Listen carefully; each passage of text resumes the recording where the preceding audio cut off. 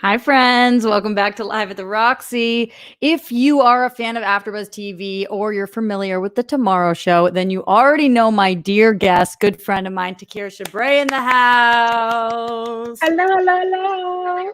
I always am interested to see how different people wave, and it's been so funny on this show, Takira, because some people come with the this wave when I introduce. Some people, it's like a whole blown. You were kind of a circular hand wax on, wax off situation. All I like. different. Uh, I don't even know during this time like what I'm doing with my body. I say hello to people like flail. No idea. Thank you for joining us today. I'm so happy that you were able to make it. I know I have been extremely difficult trying to schedule with my time and whatnot, but today I got my hair done. So that was the first thing I've done for all of quarantine. Go Um, you. and thank you. It was a very strange experience, girl. It was so different than going to get your hair done. Like, I don't know if you're like this with whoever does your hair, but I'm always like gab, gab, gab, gab, gab. This was like everybody was spread apart. You're not allowed to get your hair blow dried because COVID. Oh, the germs and stuff blow everywhere? I, I guess. Interesting. Who knows? I feel like we still don't know shit about this. Not at all. So we just like try to pretend, oh yes, the germs with the blow dryer, they go in the air.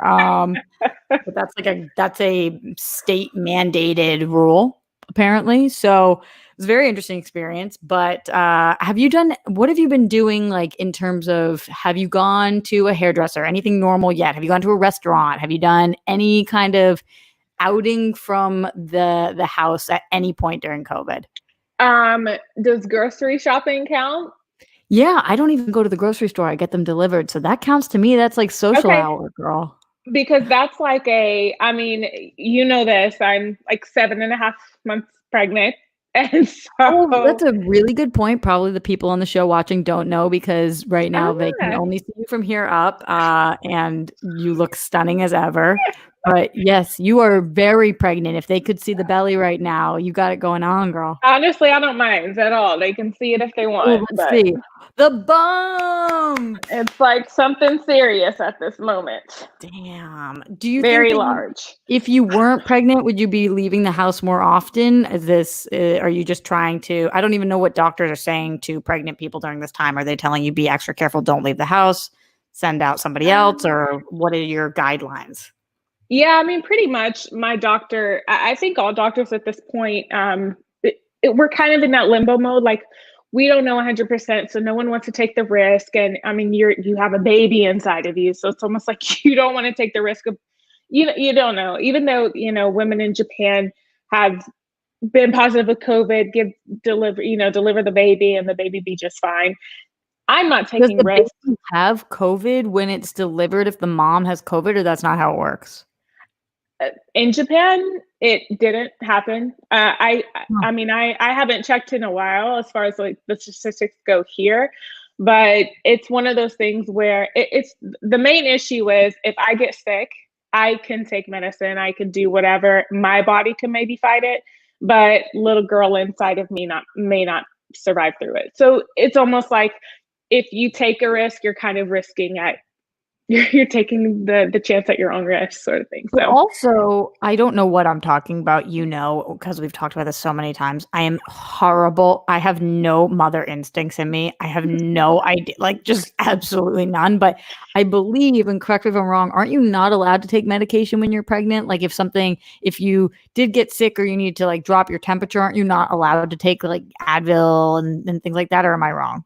no, it's you can take certain things like they tell you can take ibuprofen, you can take things like Tums, you can take there's certain pain relievers and things that you can take. So it's not like you're completely without medication, but it is completely up to you. Like me, I try not to. When I have a headache, I try to drink water, lay down, eat. I'm trying my best not to be on any medication just because I'm not in my 20s anymore, and hubby and I have been together for a good 11 years. So it's like, this is a long time coming. So I'm like, I don't want to sneeze wrong and something go Yeah. wrong. So Um, But so you wait all this time and you make sure you're doing this right. You know, you're like, okay, I'm going to make sure I'm totally ready. And you wait, and 7.5 months ago, you get pregnant and you think, great, this is all amazing.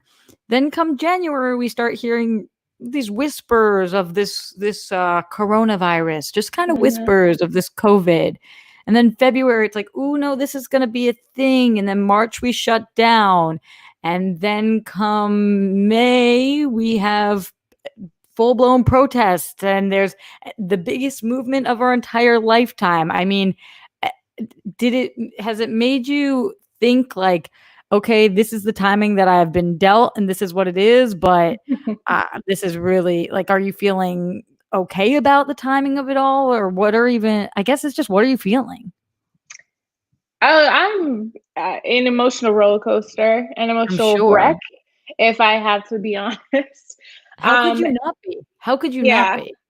at first, I mean, for me, it was like, I'm pregnant. Husband and I have been, it's like I said, we've been together for 11 years, so it's about that time. So we were really excited about it. It wasn't planned, but we were really excited about it, and I kind of started quarantining myself before the required quarantine because in the first week of March, I was supposed to be in a wedding back in Tennessee. And that was before, all hell broke loose and people called off travel and things like that. I Right. had to unfortunately make the difficult decision as a friend to break the news and not be in my sorority sister's wedding. I was in her wedding, I was a bridesmaid, and I had to cancel my trip because Because you knew COVID was it and was you were pregnant and too all those new. things. Yeah. Yeah, it was too new. It was almost like I went to my doctor and I was almost begging for someone to tell me that it was okay. And no one was giving me that. Yeah, sure, you're fine. Go ahead. No one Yeah. was giving me that. And so my doctor was like, well, at this point, we don't know a lot. So if you go, it's almost like you're a risk. I'm like, that's not what I want to hear because if something happens, you're kind of just at the end of the day putting it back on me. Right. So I made the decision to cancel. Was she understanding? She was. I mean, she obviously was hard. We were both in tears, but at the end of the day, she's really close to me. And, those who are close to you, they support you. So they understand it's not just a very superficial, oh, you can't, I'm going to be short of her. I'm going to be over a groomsman, whatever the case may be. She understood. Right. Um, and then the week later, I had to cancel on my mom lost her sister. I even had to cancel on that. So that emotional roller coaster was Did you say your like, mom lost her sister? Oh my yeah, god. Your my aunt aunt? passed away. Yeah, my aunt passed away. So it was again way too new. It was a week later. I'm like, how can I cancel on like I'm having to cancel Yeah. a wedding and a funeral and I can't be there for my mom. So And was that that was like mostly the push. because you were pregnant, or would you have done that regardless? No, it was mostly because I was pregnant. If it was just me, I would have taken the risk to travel because, I mean, you've been around me long enough. Like I'm very Martha Stewart. Like my friends call me Martha Stewart because I'm very neat, clean, type A. But then, Okay. Okay, 1 second though, Takira. Like, I don't know that it's self-explanatory to say I'm like Martha Stewart. Like, yo, she's had a lot of life phases. Yeah, you are not yeah, prison Martha Stewart. You are I'm clean not an and older white lady yeah. either. Yeah, Your so friends call you Martha Stewart. yeah, it's something that stuck with me in my sorority class. I But I see what they mean only in terms of like you're really good at the things you're really good at, and yeah. all those things are like yummy and cute and sweet and organized, and like you're just good at those things. So I get that aspect, but like what a fucking weird nickname. What a It's mainly because it's a combination of a lot of people say, "Oh, you're like somewhere between." I mean, you've seen my shirt. My best friend sent me the shirt of somewhere between Proverbs 31 and Tupac. There's me. That's so literally you. to me that's more of a representation But of that's who too I long of a am. nickname. We can't It's too call long you of a that nickname. though. So my friends, my girlfriends, and my sorority sisters are like, "Oh, well, Martha Stewart's been to jail, and you wouldn't really expect it So you're down, you have enough sass to get your point across. Oh my God. I wouldn't even question if you go to jail, if you call me and say, hey, I've been locked up. But at the end of the day, like, you're so type A and you cook and you bake and you're so wifely. So Martha Stewart stuck. I don't know. Very strange. You do have a very ballsy side to you, which I love because I think you and I can relate there. But I'm assuming, and I don't know because you know what they say about people who assume, but I'm assuming that if it wasn't for being pregnant right now, you would probably be out protesting. And correct me if I'm wrong. No, you're 100% accurate. So I'm assuming that brings a lot of mixed emotions in you as well, especially as a mixed woman and somebody who does have this fire inside. I bet that's really challenging. 100%. It's been, my first emotion was anger. I think for a lot of people in the Black community. And then it was frustration because when you say first emotion, do you mean first emotion in life? First emotion this month? First emotion, I know, right? Today, the last hour. My first emotion when all of this happened, George Floyd's death, I'll just say, as well as many other deaths, unjustified deaths in the Black community, it was just like another one. And right. At this point, it was just like I said, overwhelmed with anger that this could happen, that it's still happening. It's almost like exhaustion, I think is obviously a word that comes up a lot. Just angry and exhausted. Like, when will it end? I'm tired. Like, that anger. And then frustration and damn it. Like, I feel limited on what I can't be out there protesting. I have to think about, the little girl inside of me, and I'd be damned if, my husband's out there with me and then someone accidentally bumped my tummy, then all hell breaks loose. And like, I could just see in my mind it going, a lot uglier. Yeah, he's very protective, obviously, rightfully so. So I know what you mean. And he's a Black man. So then I would have to deal with, him being angry because, someone bumped into my stomach. And then are the police going to think that that's a threat? Are they going to feel threatened? Are they, like, it's just this snowball of all of these things that played in my mind that could happen at a protest. Right. And for those reasons, to get back to your question of me not being able to participate, I'm frustrated about that, just because you kind of question, what else can I do? Obviously, there's a lot of other things that you can do, and I know we'll highlight on them. And I love the fact that you're bringing them up on your show. Trying, and I'm educating myself because I have said this once, I'll say it twice. I was ignorant to a lot of things as well, and I don't think there's any shame in saying that. I'm trying to better myself right now and find resources and tools to be the best version of me. And the best version of me is obviously somebody who's not just not racist, but is anti-racist. Actively anti-racist. Yeah. That's the thing. And so it's almost like for the women, and a couple of other pregnant women have reached out to me. There's a little like group that we've kind of started, just kind of a close circle, where we did have to voice that. It's almost like, one of them is white, and she was like, well, I would be at protests, and like I'm learning how to do all these things, books to read, resource websites to go to, movies to watch, petitions to sign. Like, she's doing a lot. She was like, but I just feel a lack of still not doing enough because I'm not at protests. And we had a really serious conversation because I'm like, how do you think I feel? I feel I'm half I can't Black. imagine.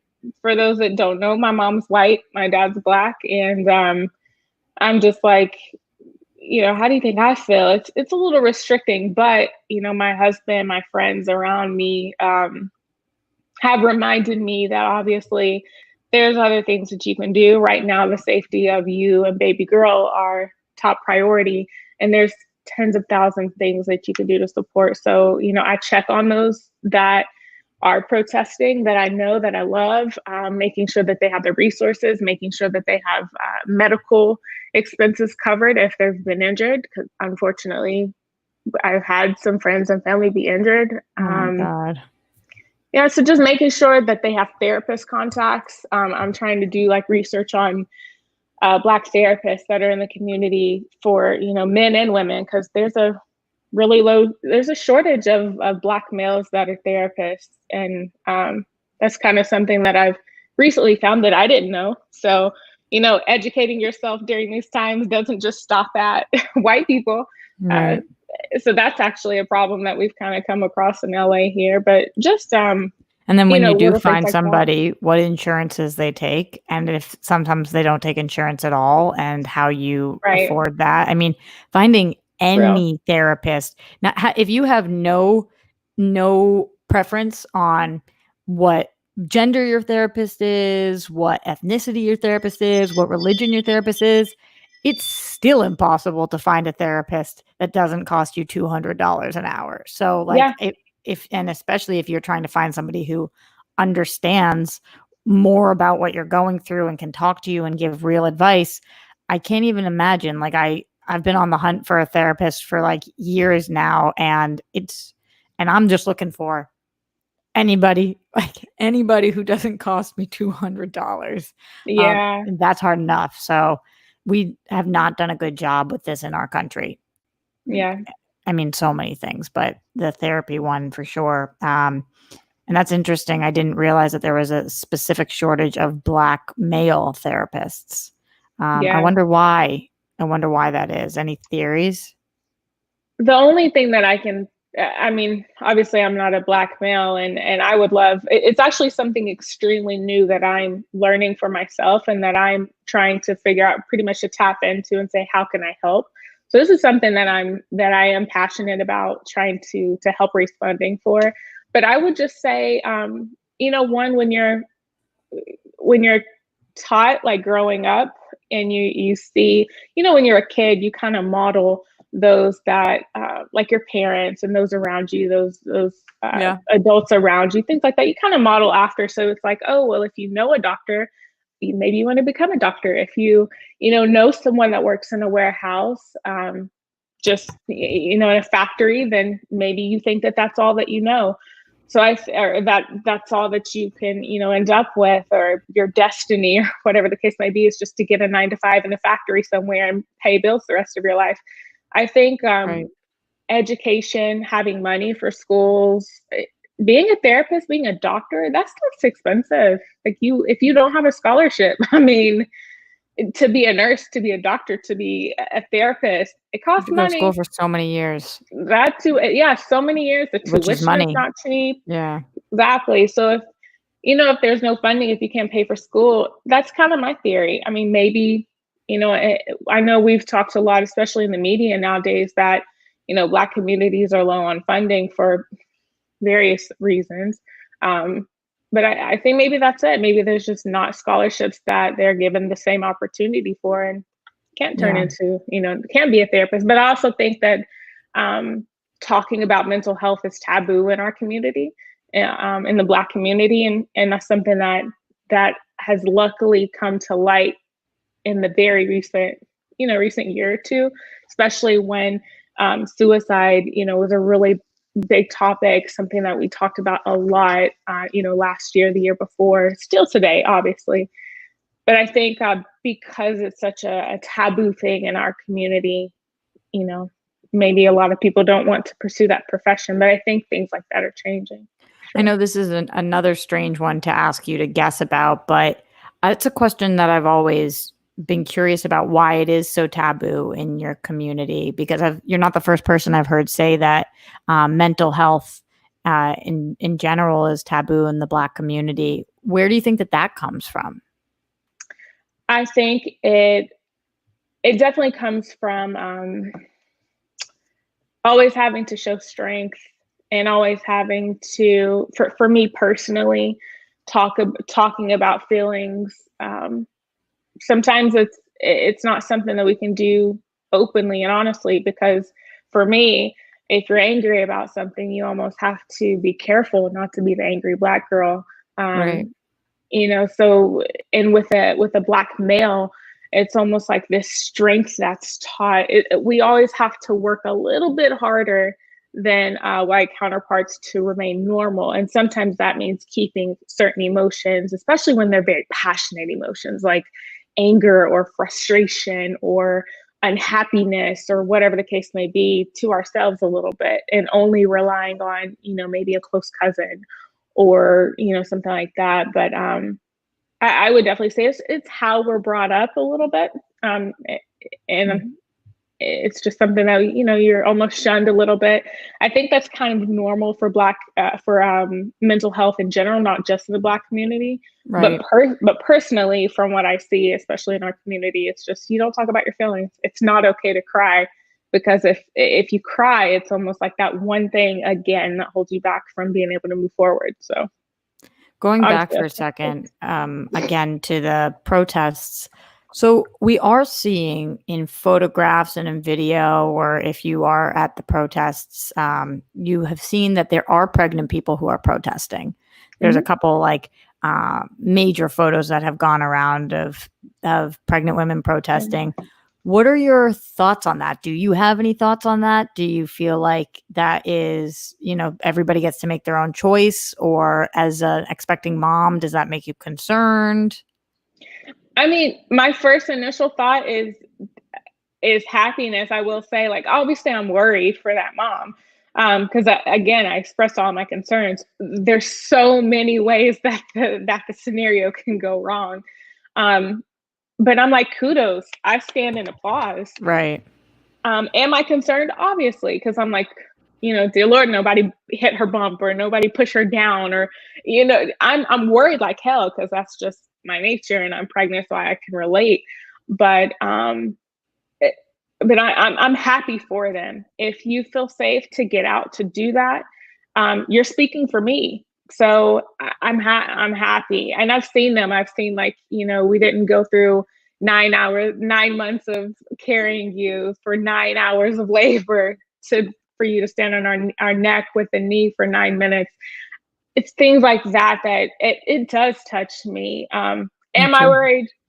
Absolutely, I'm worried, but it's her right. That's the beautiful thing of this country, is that everyone's supposed to have, the freedom of doing what they choose, those kind of actions, as long as it's not against the law. But I think it's beautiful. Just be safe, mommies. Speaking of that sign, I have seen so many creative signs. And there was, I like to like mentally clock the ones that I'm like, you went above and beyond. Like that was amazing. And I don't know if you saw the one of the guy that was like, it's a shame that white daddies don't like us, because trust me, their daughters love every inch of us. And I mean, and I was like, oh, that's just questions that need answer. You know what? That reminds me of his name lost. I'm completely blanking on his name, but it was a coach in Texas where he was like, we can't cheer, like, the majority of my team is Black, and you're cheering for them whenever they score a touchdown. You're cheering for them when they win games, but you won't let your daughter date any of them. You won't promote them into positions. You won't give them a job after college. I'm like, you know what? Damn right. Like, it's things like that. You're right. Like, those signs are just retweet. All of it. Because some of them, I get it. Like, that's not where the energy is going. A lot of them just say Black Lives Matter, and that's awesome and power. But when I see the ones that like really get creative, I'm like, man, I wish I thought of that. Like, that was good. I know that you guys at home have questions, and I do want to get to some of these. So I'm looking at you guys in here. What chimes are we hearing? Do you have a wind set, or is that your phone? No, it's my ring. Oh, it literally sounds like the breeze is blowing. Yeah, it kind of sounds beautiful. No, it's I told you, this is the most casual show ever. Like, there's nothing. I have one of my guests that's coming on tomorrow. She is a mom. Her baby is under a year, and she was like, hey, so like, I'm gonna be holding my baby. Is that okay? And I was like, of course that is okay. Like, there's no, do whatever the fuck you want. Like, there's no, we're on YouTube. We're at our houses. Like, Yeah. People are like, "Can we swear on this show?" I'm like, it's my YouTube show. Like, you literally." So I like the As wind the chimes. person Keep it who up. cusses like a sailor anyway. Yeah, I For them to know. know you. I can't help it. I can't. It's the Okay. Bostonian in me. Morse code said, "Yay! I wasn't late technically. I guess. I guess technically you're right. You're on time. Appreciate that. I don't even know when you got here because that was from a while ago. But sure." Lewis is commenting on my hair. I appreciate you saying that because I did just get it done. But really, I'm bummed because my hair will never be as beautiful as Takira's. So it's like I just went and spent money to get my hair blonder, but really, I just want anything that is not this fine. It's just so thin and flat. I have thin, flat hair. Nothing I can do about that.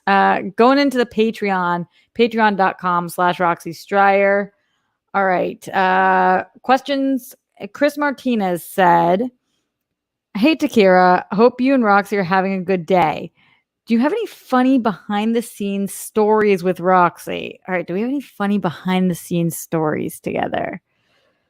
I mean, Ooh. there's got to be a bajillion and one because of Tomorrow's Show, which is a show for those of you guys who don't know. We worked on late night together, which anytime something's late night, we're like delirious. She gets Um, real. Takira's like my Man. savior in so many ways and helps me at like random hours of the morning, 6 a.m. Good old Working tech on questions. with my tech questions. So those are pretty funny. But any funny behind the scenes stories? I'm trying to think. Can you think of anything that's happened with Other us? than, I mean, so many I feel like we're missing, but anytime that we're hungry and it's late night, crazy stuff Oh, happens. yeah, But for sure. every time I will say the whole not pregnant thing cracks me up because I'm pregnant now. It's amazing. It was like this awkward, like I don't know if it was because I was hungry. I didn't understand what the hell was Well, going okay, on. so here's what was happening. Takira wasn't drinking for I was some fasting. yeah, she was fasting, so she wasn't drinking.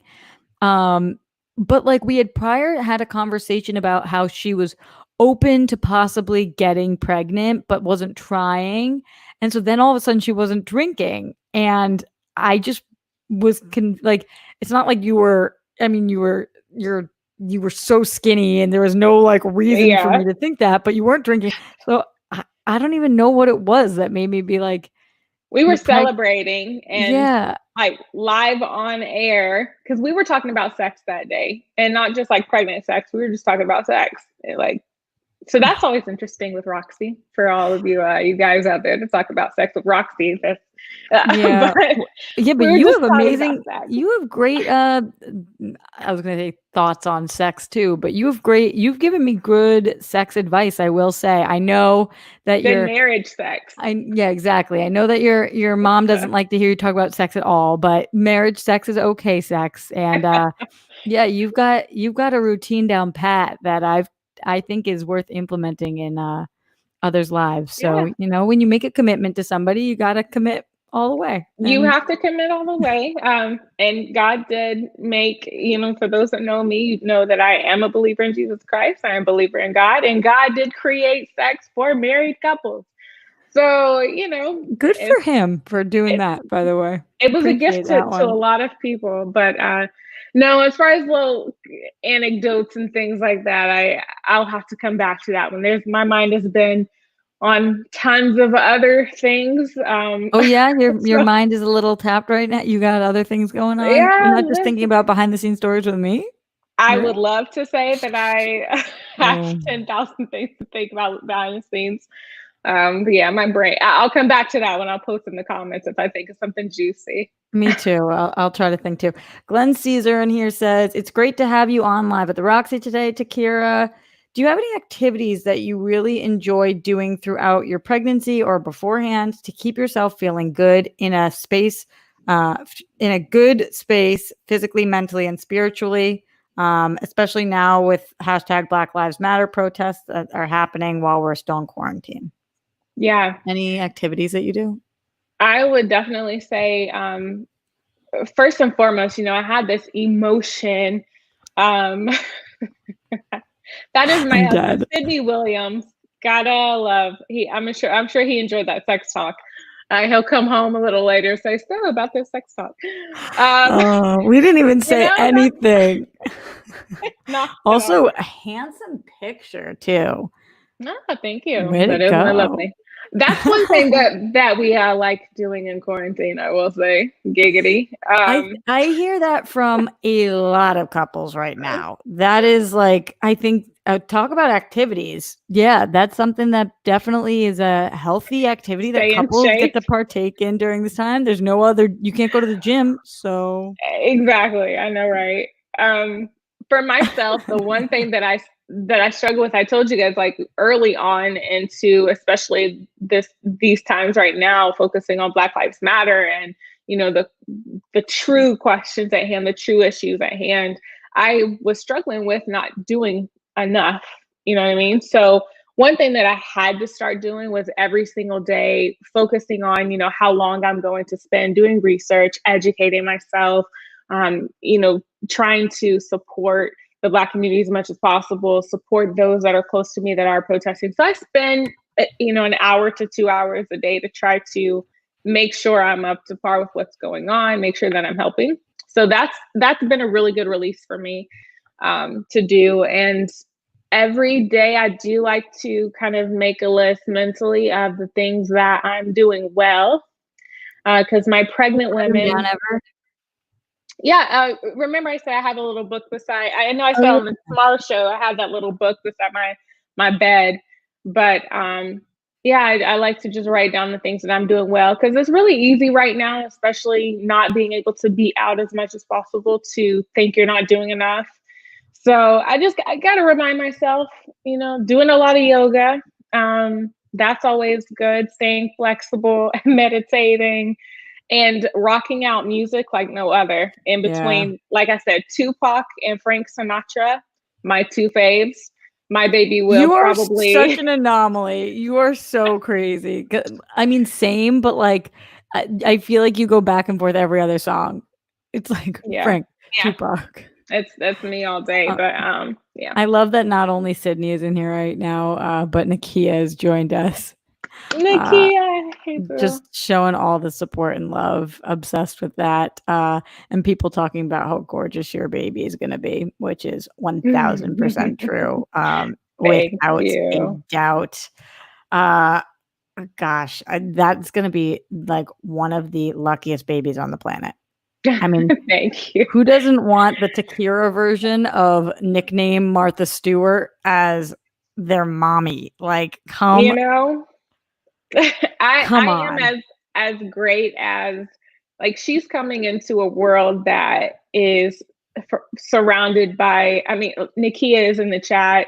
Drew, if I don't know if she's in the chat, but people like that. Steph, for people who are very familiar with the Tomorrow Show, like my girls, I could name drop so many. We are surrounded by so much love, it's ridiculous. And so I would like to think I'm the cool one. I'm so mentally prepared for my husband to be the favorite, but it's I mean, because he is cool as shit too. But he you're is. both cool. Come on. Maybe Yeah, we're I both don't know any parents where there's not one cool one more than the other, but maybe you guys are the first. Maybe you're like equally cool. equally just dope. Yeah. But she's coming into a really good, as a expecting mom during these times. I'm not gonna lie, I was terrified to have kids because years ago when we were considering it, I was like, this, like, why would I want to bring a child into this world? Like, why? And then all of this shit happens and I'm pregnant and I'm like, well, not like, I'm still going to bring her into this world, but it's so freaking frustrating. Do you Um, feel better about bringing her into this world with everything going on now just because I mean obviously it's scary but the future does seem like it could be bright and that change is on the horizon. Does that make you feel better about bringing her into this world or not really? you know what? At first, no, I'll be honest. I was like, I'm bringing her into this bullshit. Like, why? Why would you want to bring anyone into this world with racist ass people that still can't openly say that Black Lives Matter and that it's not all about all lives matter? Why? Still, why having a reality star as a president that just can't show compassion, human compassion about None, which is the makes somebody a simplest shit. sociopath, by the way. That is like the definition of 100%. a sociopath, somebody who doesn't have compassion or empathy, which I am absolutely feel comfortable calling him a sociopath. Yeah. He clearly is one. It's frustrating as hell, and it's also frustrating that, you obviously with all of these times I have, some of my white friends reaching out, showing support, showing love the best that they know how, and it's just, I was frustrated at first, but the place that I'm at now, I strongly believe that protests matter. I think that they work. We're finally seeing a lot more allies, a lot more white people kind of acknowledging that, you know what, I haven't been the best ally. I wasn't racist, but like you said, but I'm now actively anti-racist. Like I do feel good in a sense of I see that there's hope, and I strongly believe that our next generation and Generation Z, those little Generation Zers are ruthless as hell. I feel like they're going to be the change that we need. So if anything, right now I am encouraged because I'm like, you know what, my daughter will. We're in the midst of this. She will be raised the right way. She will be raised around books that show different colors of beautiful little kids, different faces.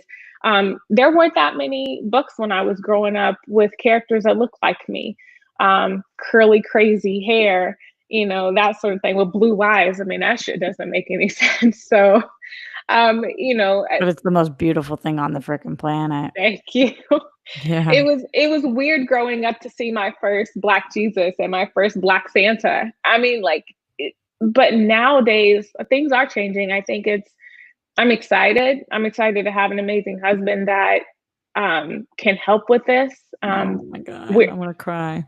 Yeah, we're breaking generational curses. I mean, for us personally, my father wasn't in the picture. My husband's father wasn't in the picture. So it's like, now is the perfect time to raise a little girl. Now is the perfect time to raise a kid because we can stop these issues at the source. Racism is taught. I don't give a damn what people say that it's, you're born racist or you're just born with hate in your heart, because just because you have a parent that's racist doesn't mean that you have to feel that way. And I appreciate that Generation Z, I'm sending things trend on Twitter and Instagram, things like that, of kids putting their parents in their place, their grandparents in their place. I'm excited. I'm excited to raise her in a world only because I trust myself and I trust those around me to help set this record straight. And I have hope. There's still things that need to be done, obviously. Just kneeling. I'm seeing people in politics and things, kneel nowadays. That's great and all, and we appreciate that. That's kind of like an acknowledgement, but that's not enough for me personally. This is just me speaking. Action comes after, and I'm hopeful that action will come after because laws are being changed. New York has passed the bill that chokeholds can't be used to injure or kill anyone. Now it's a felony. So little Which is things like, like that. how was it not before? But okay, Yeah.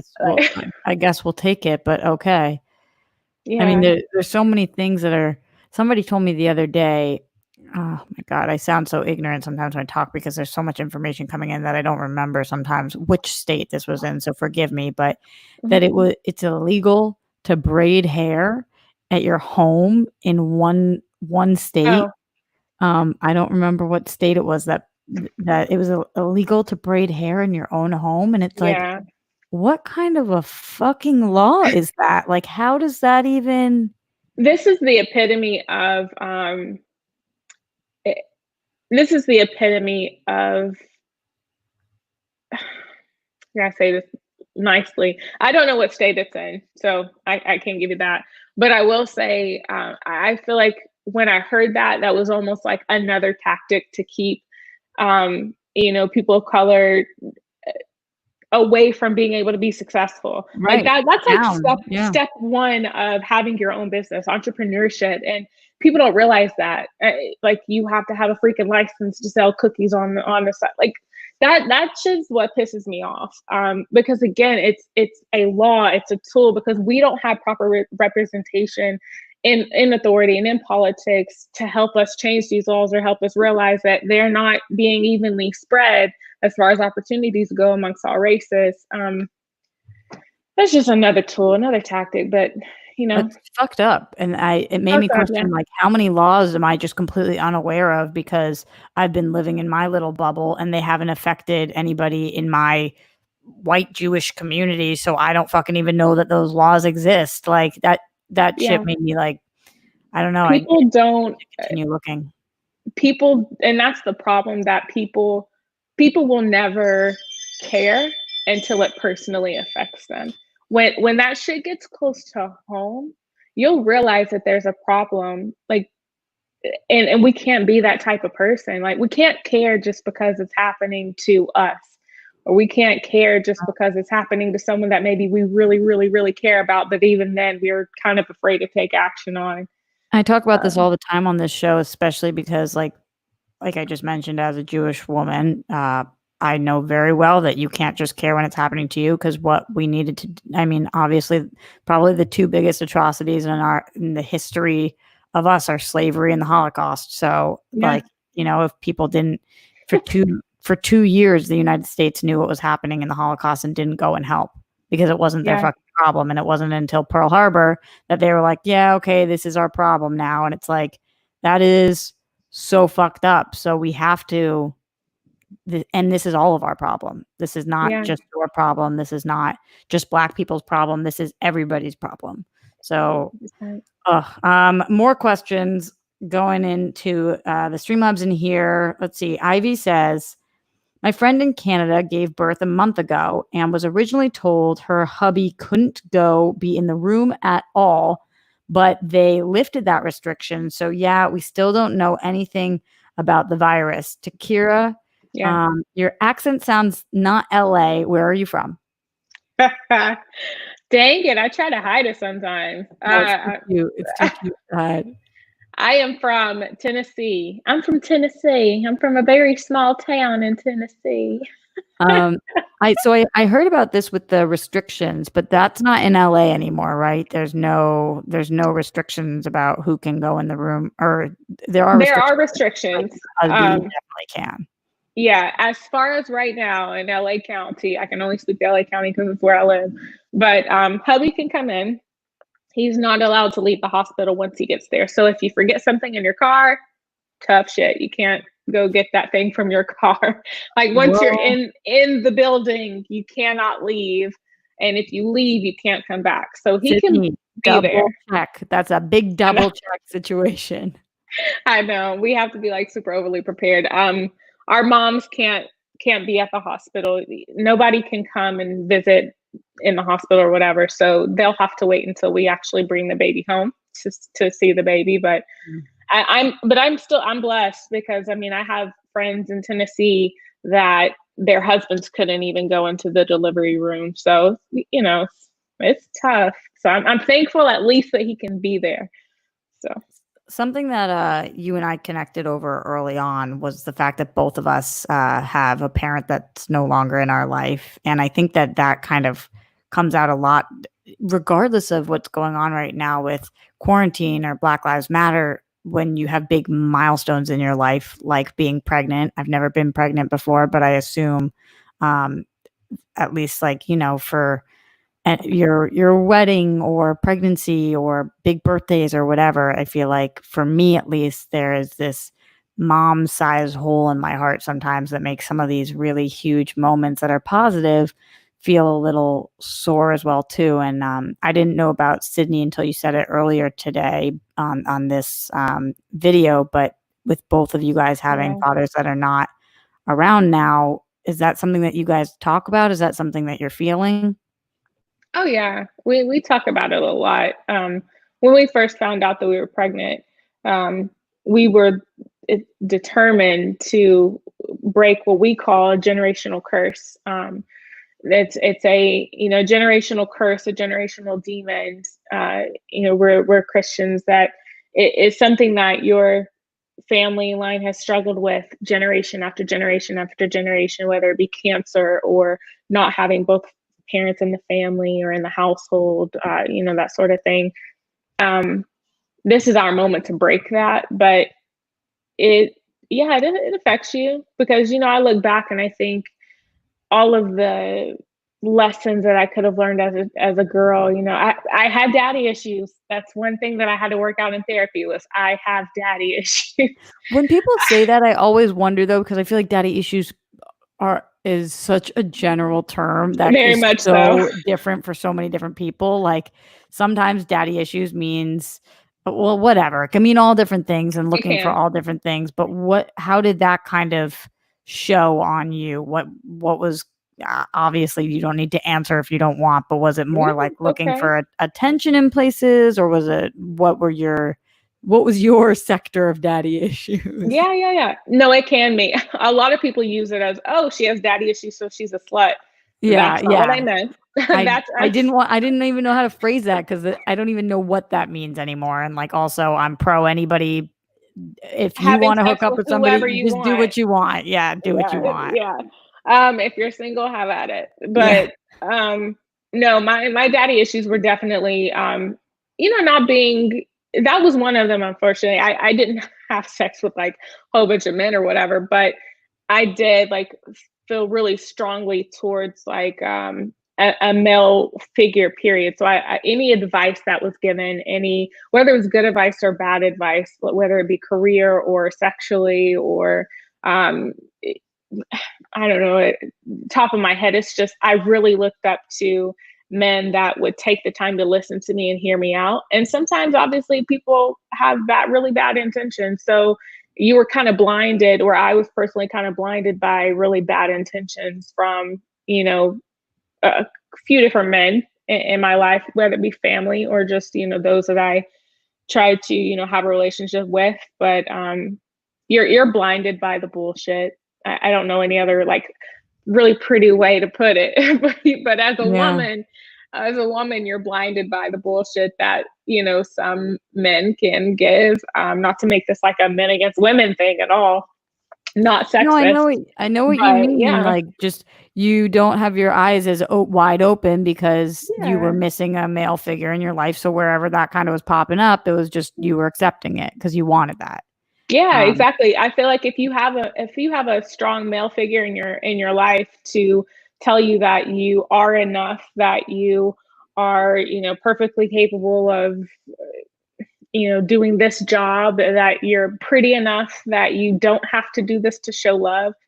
So my ways of showing love, like whether it be like giving money or whatever the case may be, it's a little skewed. But I think if you have a male figure in your life that can show you what a strong, good man looks like, I'm so thankful that my daughter will have that. Then you won't fall to all the bull crap that other men kind of give. So yeah, I'd say that what affected me the most. Sydney So, popped in and said, when I found out we were pregnant, there was a split moment where I remember how my dad was absent and I thought about running from my responsibility as a man myself out of fear. And that's just an example of generational curses. I mean, I yeah, think that we do carry, or at least I do, and it sounds like you guys do too, the history of our parents and our yeah, grandparents and the ones before that. And I've been thinking a lot about you, Takira, because and I hope you don't mind that I bring it up, but you've had a crazy horrible past with your father and the mm, circumstances around his passing yeah. that probably make this time increasingly challenging. I would imagine there would be almost some PTSD elements as you are seeing what's going on. I don't want to share your story for you, but if you were able to talk a little I bit don't mind. about that and tell your story a little bit. Yeah. Those that don't know me, so I am from Tennessee, as I tried to With her voice and hide all. via my accent. Never Um, hide it. You are perfect the way you are. So yeah, I'm from the South, and a lot of people that have never lived in the South or been to the South visited, racism is still really strong there. And I mean like actively strong, where there's like active KKK meetings on the regular, and you might pass a newsletter on the street every once in a while asking to rally. I mean, it's like that real, it's that in your face. It's not hidden so much like other places in the country where you don't really know that the person's racist or not. But so I'm from the South, and my father went through a lot of abuse, obviously being a Black man, dating a white woman. That wasn't very popular, especially where we're from. Was that Having less popular than a Black man dating a Black woman?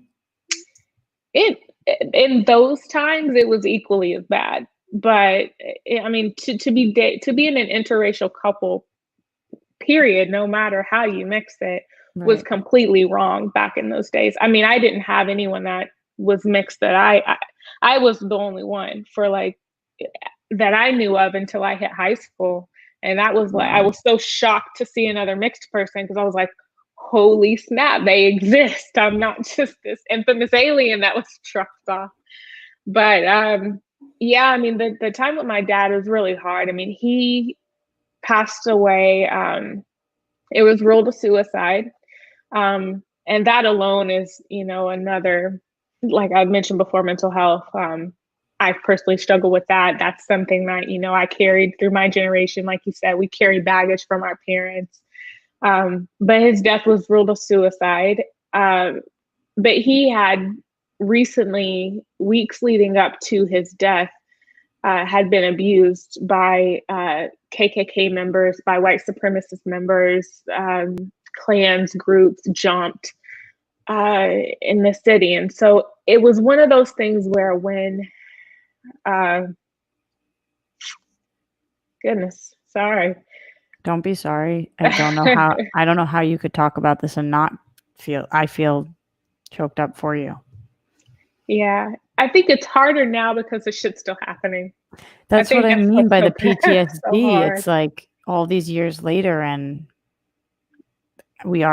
I feel like we Still the are same shit. finally, it is, but I also feel like we are, there, it makes the fight for this even more powerful because, like, enough is fucking enough.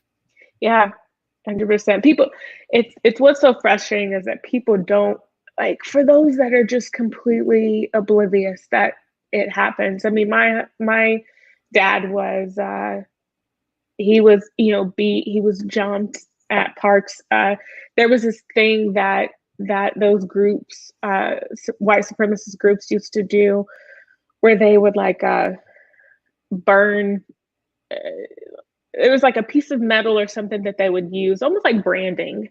They would burn their Black victims. And, you know, so when you did pass somebody who was hanging from a tree, or in my father's instance, hanging from a basketball goal in a park, um, they would almost take pride in this secret way of letting you know that it was them.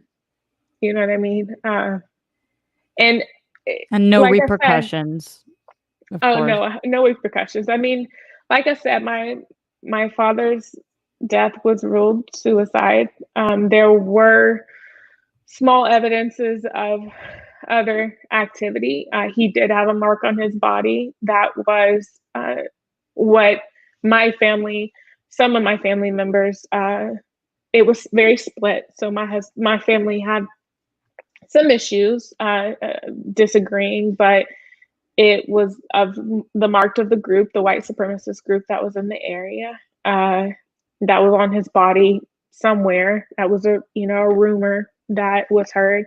But my brothers were completely. My oldest brother was filled with anger.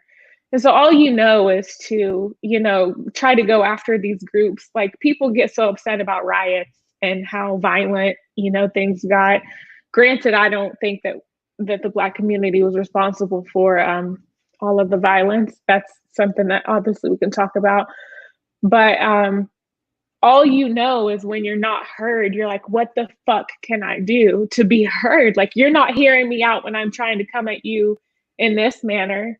How can I get you to listen? Like, How I can have I to get make your enough attention? noise. Yeah. Yeah, I mean, kids struggle with that. You know, they say some kids act out and do things in school just to get some attention, like give me something. But my brother, he did that. I mean, there were groups that I can't, he would have to tell that story, but I can't count the fights, the many fights that he got into with young boys from high school who he knows was involved in those white supremacist groups, who bragged about it. And you don't give two shits about a Black man in your community right down the street who is hanging from a basketball goal. You can't even take the time to write an article about it in the newspaper. I don't know shit about, I was 13 months old. So all I know is the little things that I'm reading. We didn't have phones, we didn't have pictures, we didn't have, I can only rely on a newspaper to give me information, and And there wasn't pictures. even that. No, there was obviously, you have an obituary and things like that. There was an official newsletter that ruled it a suicide, but it also mentioned that there were still things under investigation. Never knew the outcome of that investigation. Never knew what those things were. Like, nothing. It just kind of swept under the rug. And so, as a little girl, as a kid who's already struggling with being accepted, I mean, I have family members on my mom's side, again, she's white, who have made Black jokes, who I've had to put in their place. I mean, it's just so much. I did hear that question that I think you talked about it. You brought it up. Somebody asked, like, what do you do? How do you handle those who are close to you? How do you convince them that they're not a racist? I don't know if you got any leeway on that question, but I've had to deal with it because I've had to question myself. I'm like, how can I approach people who are my family, who their blood's running through my blood? How can I convince them that this shit's not okay to call my mom an N-word lover? How can we convince people that have never truly lived or stepped into the life of a Black man or into the life of a Black woman? How can we convince them that it's a problem when, again, people only care about the shit that's personal to them when it comes to your home? And that's the only way that I knew how. So I just approached them like, you say you love me.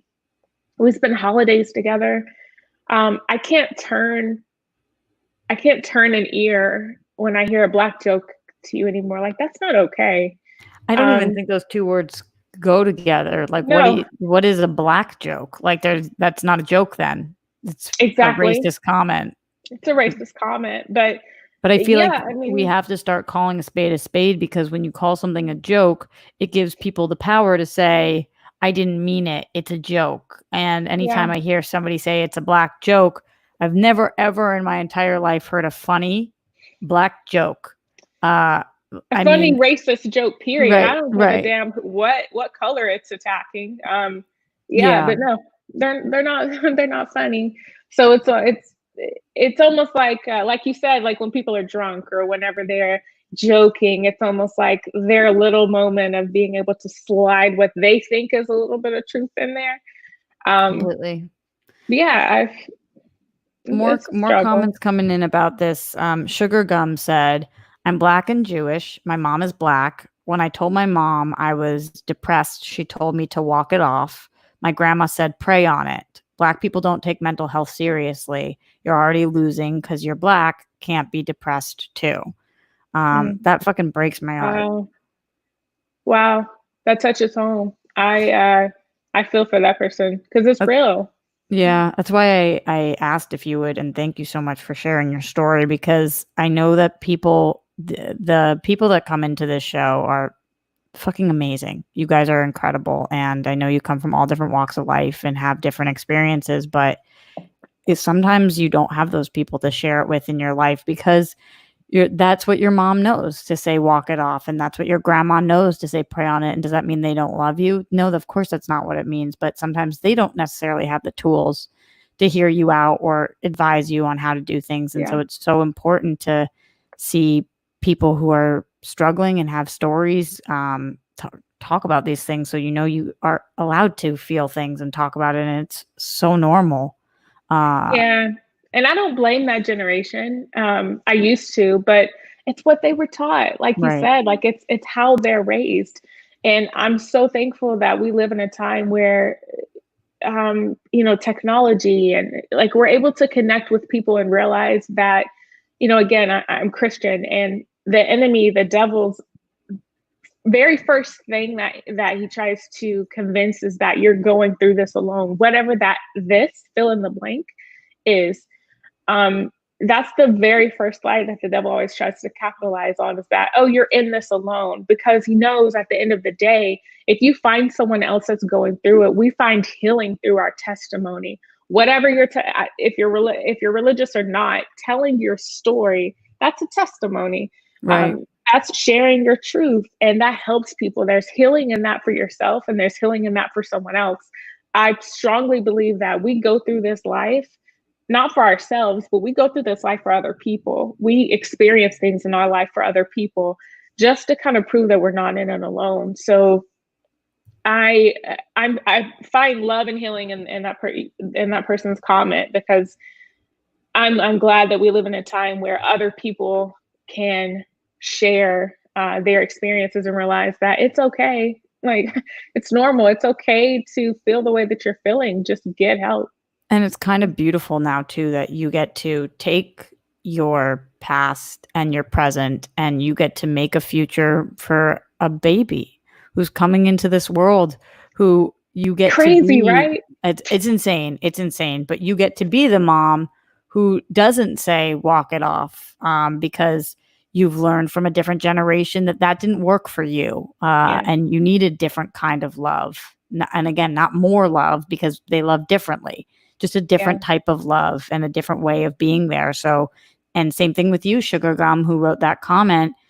You get to do what you want to do with that. And even if you're not a parent, you get to be a teacher if you want, or impart that wisdom on the next generation, whether it's nieces and nephews or cousins or students or whatever it is. And that's kind of I've seen, speaking of the signs from before, I've seen a lot of signs that say you fucked with the wrong generation. Yeah. It's true. Yeah. And it's like, I just believe in us enough to know we're not gonna put up with this. Yeah. And we're just not.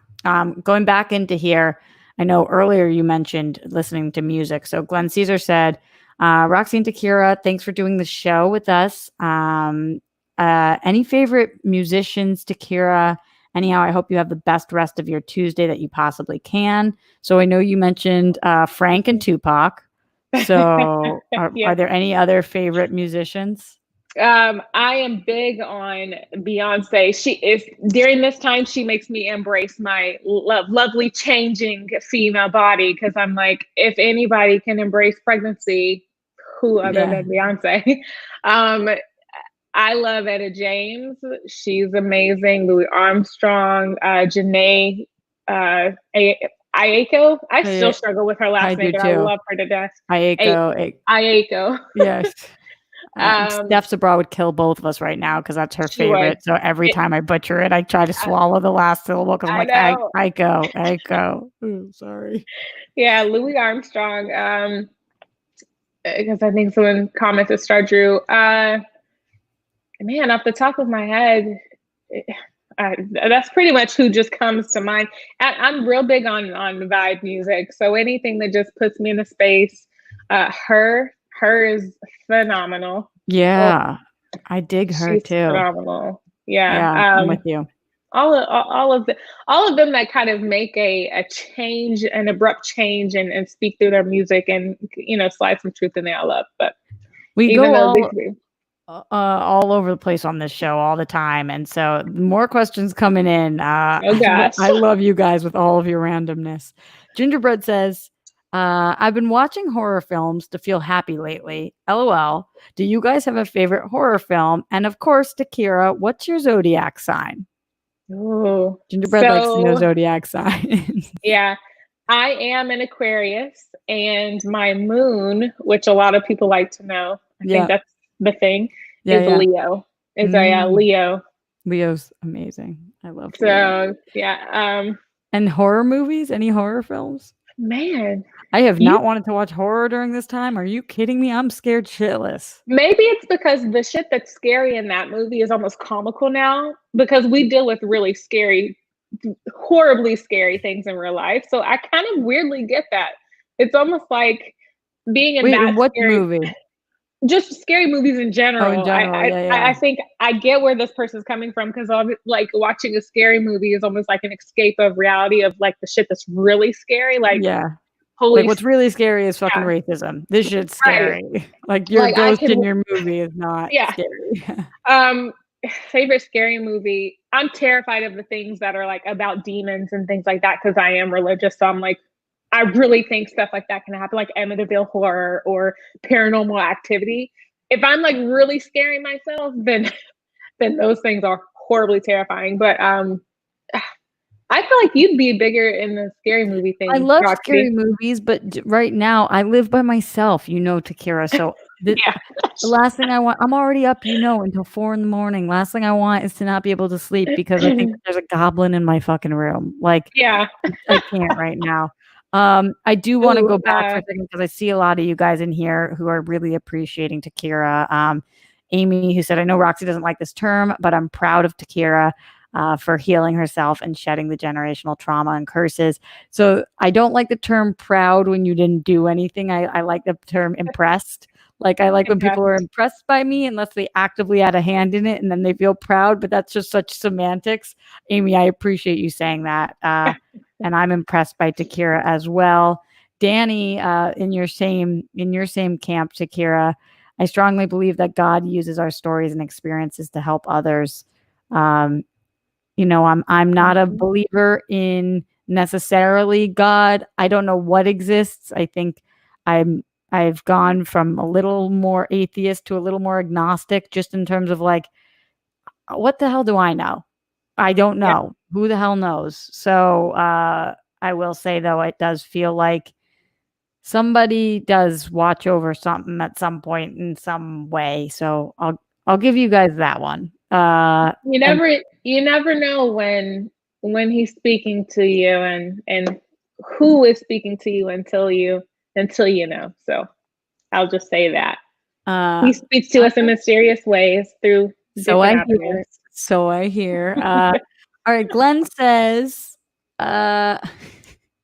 okay, he Oh says, gosh. here's some non-serious food questions. Glenn always likes to know food questions.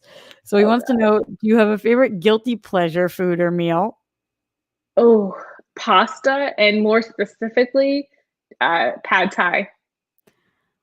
Good, amazing answers. And seafood. Favorite breakfast food? Waffles. I'm big on waffles. I don't like pancakes. It's like they're too thin, too flat. Oh, those are my It's favorite. weird. Oh, I'm a waffle person. Yeah. I love Uh, pancakes. and Favorite dessert ice cream all day. and favorite late night snack. Ice cream all day. Okay. Like Love 1 those answers. a.m. I love ice cream too. I'm obsessed. But my stomach does not do well with it. No. I know your stomach doesn't do well. I am not supposed to eat that shit, dude. I am not supposed to eat that, but I do it anyway. Glenn also said, Roxy and Takira, much love to you both. Thanks for sharing such a heartfelt and deeply personal conversation with all of us. This was a great show. Roxy, Takira's on the list of guests that you should have back on. She's a rock star for sure. Great hair, by the way. Love all of that, Glenn. You're a doll, and I appreciate you saying that. A couple of more things David Gaines wrote. Just wanted to say hi, and I hope you're both having great days and doing okay, which I appreciate. And Weston Ira, okay, jumping around again. Welcome to the party. Hashtag Roxy. So he always tries to give Yeah. ship names. So together, I guess we're Roxy. Your history with helping the world through your work at AfterBuzz TV has been amazing. So what would be your super villain duo profile? What's a super villain duo profile? Like the two of us, like a Yeah, tag team, yeah, like WrestleMania type of thing. we're a duo villain profile. I don't know. Okay. Ooh, Well, I feel like we have fire to, and dice type yeah, of for situation. for sure. I feel like we're more anti-hero than villain, like maybe like Robin Hood, steal from the rich, give to the poor kind of villain. 100%. Because I'm not really Especially out. right now, I'm Yeah, down for that. for sure. So I don't think that I don't know what our I guess fire and ice that completely That's works. funny. Elle says, Takira, can you sing? And are you as big of a fan of Friends? And are you a big fan of Friends, or does Roxy gotta cut you off? Ha ha. I know that Roxy is a huge fan of Friends, and my husband will say that I was ridiculously sad that Netflix removed Friends because I literally watched it every single day. It sucks. Um, Yeah. yeah, I'm a huge fan of Friends. People, okay, so Martha Stewart is a bad example, but Monica all day, I would say that's my For sure. if you need to know how I am about how organized things and how particular and bossy, I would You are 100% say I'm Monica. you are the most organized person I've ever met. If somebody said to me, "Who is your most organized friend?" I would say Takira. Like, Yeah. period. You are so organized, and I'm so jealous of that. It's always been very challenging for me. I've had to My work very husband, hard on it's challenging for a lot of people in my life, for my husband especially. that. Flash came in here and said, "Are you becoming rogue Roxy?" I don't even know what that means. Your hair, Rogue, the white. Uh, Oh, I thought it was like yeah. Rogue One, like Star Wars. Oh, That's where my mind went. See, too nerdy. I took it too far. Yeah, I wish. Samir Tesfai, who, by the way, thank you for watching. I always see you in here, and you're always being so supportive. Says Takira, no. thank you for sharing your stories. God bless you, and congratulations on baby girl. Oh my Thank God. you. That means so much. Thank you, So guys. thank you. We are getting out of here. So just a couple more shout outs to Fanboy Cantina. Thank you for being in here. Also to all of you guys who joined us live. To Sydney who stuck with us through the whole show. He had to sit through hearing about babies and sex and all the Friends. things. So and friends. So appreciate you, Sydney. You are awesome. And Takira, nobody better than you. You are Thank just like you. a gift to this earth. And when I am struggling the most, I reach out to you. You have never let me down. You are such a help in a million and one ways, but I'm really grateful to have you in my life. And for anybody who didn't know you prior to this show, I'm very lucky to be able to introduce you to any of these people. So please, guys, go support Takira and everything she does. Takira, I know your handle is below you, but what are some of the things? Where can they find you? How can they follow you? What are the things that you're working on? Anything that they can go support? Yeah, obviously Twitter, Instagram, the hashtags below Takira_Shabrae. I'll be posting a couple of things that I'll be working on in regards to just the support of Black Lives Matter. Uh, You'll probably be seeing a lot of my husband. A lot of people like my husband. So the birth is coming in August. August 11th is the due date. So, you may see some insight there because I'm not going to go through this shit alone. So, I'm right. um, yeah, but I would just say, thank you for using your platform. I was a little hesitant to come on, I gotta say, because it's difficult to talk about a lot of the things that's going on, and the first response of anger and just wanting to just not talk because it's exhausting. But people need to hear it. I had to convince myself, obviously, again, reconvince myself that silence is the enemy, and silence is the thing that the enemy wants at this time. So regardless of audience, regardless of situation, regardless of platform, I think, a lot of platforms and a lot of corporations are saying that, we're supporting this movement, but I think action comes after that. So I appreciate you for using, your platform to like just, invite people on and tell their story. So I thank you for appreciate that. coming on. I mean, I know how challenging, I don't know, but I can empathize and Yeah. sympathize with the fact that it must be incredibly challenging. And Yeah. I've had a lot of friends who, and no, there's no shame in this at all, who have said to me they want to come on, but they can't right now because they just they are too upset and don't want to say something that they don't mean, or that they do mean but they don't want out there, or whatever it is. Yeah, or that you say wrong because you Yeah, never want to. You want to be a good representation of the Black community if you're Black. That it's just your people that rally behind you in general. And I think it's baby steps. I think for a lot of platforms. I mean, I know you're in entertainment, but I think a lot of platforms sending out, we support posts and emails. Like, I work for a corporation, and sending out an email and saying, hey, we rally behind, we support.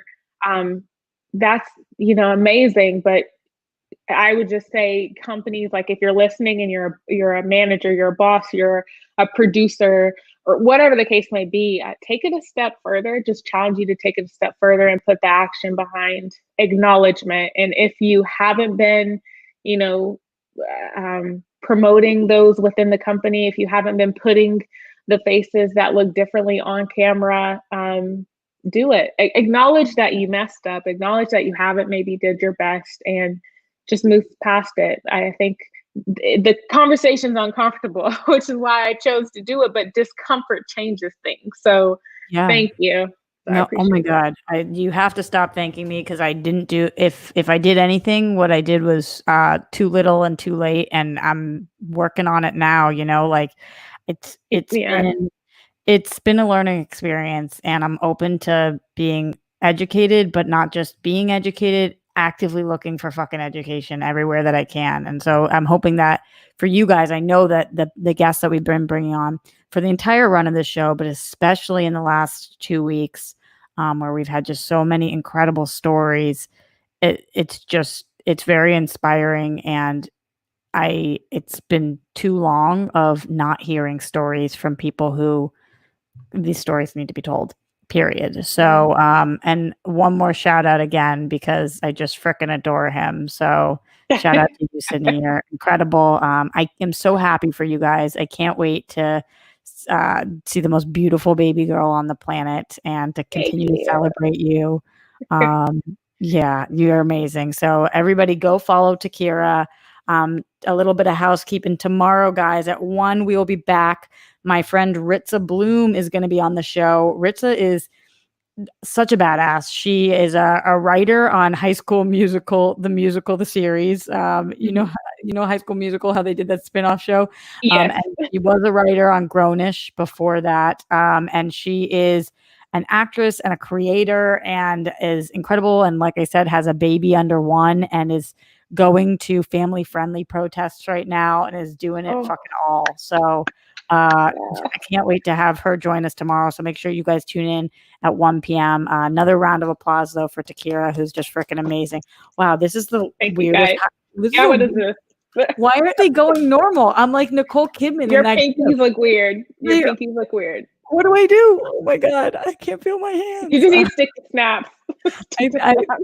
this is like I literally have no connection to my bodily limbs anymore. Anyway, you're amazing. Even if my clapping doesn't. Oh, it's It's so all weird. good. It's I so know weird. what We you gotta mean. let it go. I love you. I adore you. And I think you're incredible, Takira. You guys stay Thank safe. you. Do your best to keep fighting the good fight, and in whatever ways you can. I know some of you guys that's financially and showing support there. I know some of that's showing up to protests. I know it's signing petitions. So just keep doing it. Figure out what you can do from today till tomorrow, because every single day, you remember we went over that checklist. You got to make sure you're checking things off that list every single day. So until tomorrow, I love you guys and stay safe.